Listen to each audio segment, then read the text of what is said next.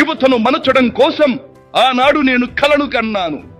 యువగణానికి ప్రాధాన్యమిచ్చి యువశక్తికి పదును పెట్టి నా కలను నేడు తీరుస్తున్నాడు నా మనవడు లోకేష్. అంతేకాదు, అధికారానికి సరైన నిర్వచనం మానవ సేవ అని ఆనాడు నేను పాటించిన నియమాన్ని నేడు గతంలో ఆచరించి పార్టీ కార్యకర్తకైనా సాధారణ పౌరుడికైనా అండగా నిలుస్తూ నా వారసత్వానికి వన్నెదిస్తున్నాడు లోకేష్.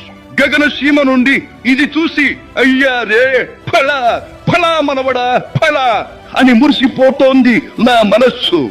ఈ దేశం మనది, దేశ సమైక్యతే మా సిద్ధాంతం, మా రాష్ట్రాభివృద్ధే మా దేశాభివృద్ధే మా లక్ష్యం అంటూ ఆనాడు నిత్యం నినదించేవాడి. ఈనాటి వికసిత భారత్, వికసిత ఆంధ్రప్రదేశ్ గురించి వింటుంటే ఇదే కదా నేను కోరుకున్నది అనిపిస్తోంది.